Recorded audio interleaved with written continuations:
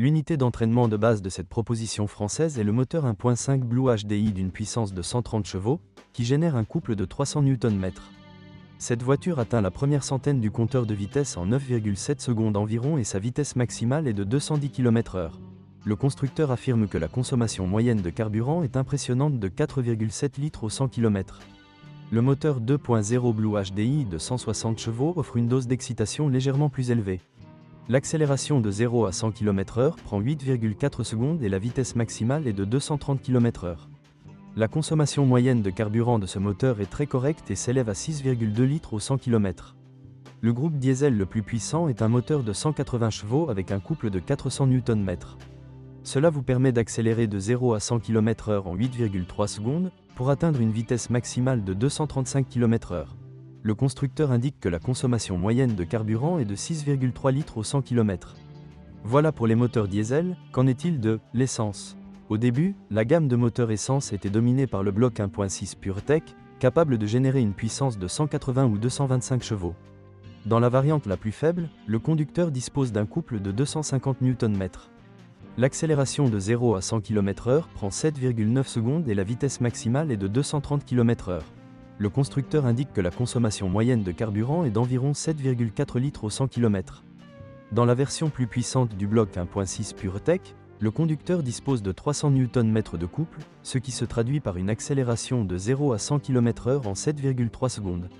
La vitesse maximale est de 250 km/h et la consommation moyenne de carburant est d'environ 7,8 litres au 100 km. En 2021, Peugeot a apporté des modifications significatives à la gamme de motorisation de son modèle 508. Dans les dernières versions de cette voiture, on ne trouvera plus d'autres groupes motopropulseurs en dehors du moteur 3 cylindres 1.2 PureTech d'une puissance de 130 chevaux. De plus, des versions hybrides rechargeables sont également disponibles et constituent une alternative intéressante. Les variantes hybrides proposées ont une puissance de 180 ou 225 chevaux. Il convient toutefois de noter que les prix de ces versions hybrides peuvent être trop élevés pour certains clients. La version haut de gamme est le modèle PSE, c'est-à-dire un hybride rechargeable de 360 chevaux avec 4 roues motrices. La Peugeot 508-2 est équipée de nombreuses technologies modernes, et la plateforme EMP2, sur laquelle la 508 a été créée, est également utilisée dans d'autres marques PSA, comme Citroën, DS et Opel. Lors de l'inspection, il convient de prêter attention à l'état de la carrosserie, en particulier aux éventuelles bosses et rayures, car un revêtement de peinture subtil et des lignes de carrosserie complexes peuvent rendre les réparations difficiles et coûteuses.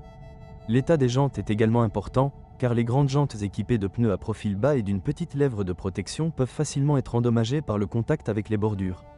De plus, il convient de vérifier le fonctionnement du système d'infodivertissement et de la climatisation, qui, sur certains modèles, présentent des problèmes d'étanchéité. La Peugeot 508-2 est l'un des plus beaux représentants du segment D.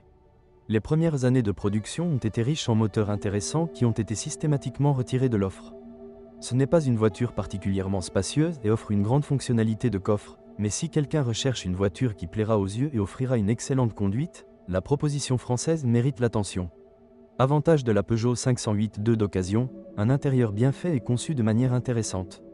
Un style époustouflant, en particulier dans les versions d'équipement supérieures, par exemple GT Line, une sélection suffisante de moteurs, surtout dans les premières années de production.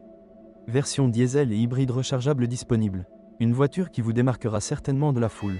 Inconvénient de la Peugeot 508-2 d'occasion. Le moteur de base 1.2 PureTech est un peu trop lent, surtout sous charge maximale. L'intérieur est intéressant, mais peut effrayer certains avec son agencement inhabituel. Un intérieur un peu exigu, par rapport à la concurrence, notamment à l'arrière.